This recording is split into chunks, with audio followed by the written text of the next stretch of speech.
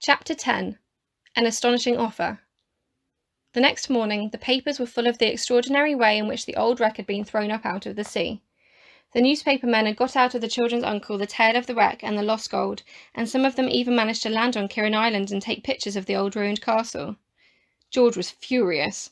"It's my castle," she stormed to her mother. "It's my island. You said it could be mine. You did. "I know, George dear," said her mother, "but you really must be sensible. It can't hurt the island to be landed on, and it can't hurt the castle to be photographed." "But I don't want it to be," said George, her face dark and sulky. "It's mine, and the wreck is mine. You said so." "Well, I didn't know it was going to be thrown up like that," said her mother. "Do be sensible, George. What can it possibly matter if people go to look at the wreck? You can't stop them." George couldn't stop them, but that didn't make her any the less angry about it. The children were astonished at the interest that the cast-up wreck had caused, and because of that, Kirin Island became an object of great interest too. Sightseers from the places all around came to see it, and the fishermen managed to find the little inlet and land the people there. George sobbed with rage, and Julian tried to comfort her. "Listen, George, no one knows our secret yet. We'll wait till this excitement has died down, and then we'll go to Kirin Castle and find the ingots." "If someone doesn't find them first," said George, drying her eyes. She was furious with herself for crying, but she really couldn't help it. "How could they?" said Julian. "No one has seen inside the box yet. I'm going to wait my chance and get that map out before anyone sees it." But he didn't have a chance, because something dreadful happened. Uncle Quentin sold the old box to a man who bought antique things. He came out of his study, beaming, a day or two after the excitement began, and told Aunt Fanny and the children. "I've struck a very good bargain with that man," he said to his wife. "You know that old tin-lined box from the wreck? Well, this fellow collects curious things like that, and he gave me a very good price for it. Very good indeed. Even more than I could expect from the writing of my book. As soon as he saw the old map there and the old diary, he said at once he'd buy the whole collection." The children stared at him in horror. The box was sold! Now someone would study that map and perhaps jump to what ingots meant. The story of the lost gold had been put into all the newspapers now. Nobody could fail to know that the map showed that if they studied it carefully. The children did not dare tell Uncle Quentin what they knew. It's true he was all smiles now and was promising to buy them new shrimping nets and a raft for themselves, but he was such a changeable person. He might fly into a furious temper if he heard that Julian had taken the box and opened it himself while his uncle was sleeping. When they were alone, the children discussed the whole matter. It seemed very serious indeed to them. They half wondered if they should let Aunt Fanny into the secret, but it was such a precious secret, and so marvellous, that they felt they didn't want to give it away to anyone at all. "Now listen," said Julian at last. "We'll ask Aunt Fanny if we can go to Kirin Island and spend the day or two there, and sleep there at night too, I mean. That will give us a little time to poke around and see what we can find. The sightseers won't come after a day or two, I'm sure. Maybe we'll get in before anyone tumbles to our secret.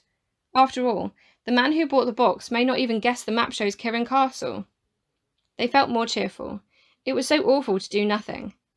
As soon as they had planned to act, they felt better. They decided to ask their aunt the next day if they might go and spend the weekend at the castle. The weather was gloriously fine and it would be great fun. They could take plenty of food with them. When they went to ask Aunt Fanny, Uncle Quentin was with her. He was all smiles again and even clapped Julian on the back. "Well," he said, "what's this deputation for?" "We just wanted to ask Aunt Fanny something," said Julian politely. "Aunt Fanny, as the weather is so fine, do you think you would let us go for the weekend to Kirin Castle, please, and spend a day or two there on the island? You can't think how we'd love to." "Well, what do you think, Quentin?" asked their aunt, turning to her husband. "If they want to, they can," said Uncle Quentin. "They won't have a chance to soon. My dears, we've had a marvellous offer for Kirin Island. A man wants to buy it, rebuild the castle as a hotel, and make it into a proper holiday place. What do you think of that?" All four children stared at the smiling man, shocked and horrified. Somebody was going to buy the island! Had their secret been discovered? Did the man want to buy the castle because he'd read the map and knew there was plenty of gold hidden there? George gave a curious choke. Her eyes burned as if they were on fire. "Mother, you can't sell my island. You can't sell my castle. I won't let them be sold." Her father frowned. "Don't be silly, Georgina," he said. "It isn't really yours. You know that. It belongs to your mother, and naturally, she would like to sell it if she could. We need the money very badly. You'll be able to have a great many nice things once we sell the island." "I don't want nice things," cried poor George. "My castle and my island are the nicest things I could ever have. Mother, you said I could have them. You know you did. I believed you." "George, dear, I did mean you to have them to play on when I thought they couldn't possibly be worth anything, said her mother, looking distressed. But now things are different. Your father has been offered quite a good sum, far more than we ever thought of getting, and we really can't afford to turn it down. So you only gave me the island when you thought it wasn't worth anything, said George, her face white and angry. As soon as it's worth money, you take it away again. I think that's horrid. It isn't honourable. That's enough, Georgina, said her father angrily. Your mother is guided by me. You're only a child. Your mother didn't really mean what she said. It was only to please you. But you know well enough you will share in the money we get and have anything you want. I won't touch a penny, said George in a low, choked voice. You'll be sorry you sold it. The girl turned and stumbled out of the room. The others felt very sorry for her. They knew what she was feeling. She took things so very seriously. Julian thought that she didn't understand grown-ups very well. It wasn't a bit of good fighting grown-ups. They could do exactly as they liked. If they wanted to take away George's island and castle, they could.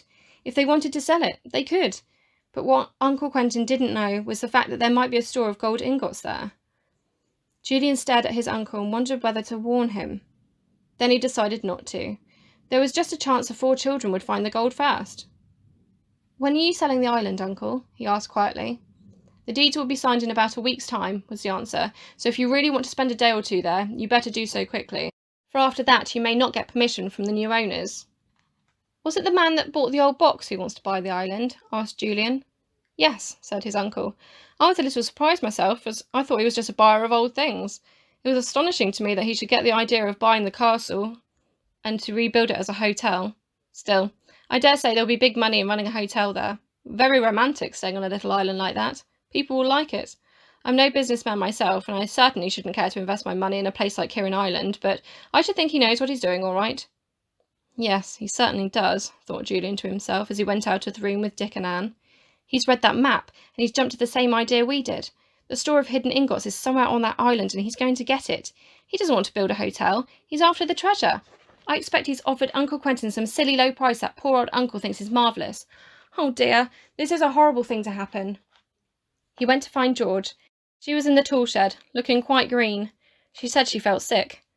It's only because you're so upset, said Julian. He slipped his arm around her. For once George didn't push it away. She felt comforted. Tears came into her eyes and she angrily tried to blink them away.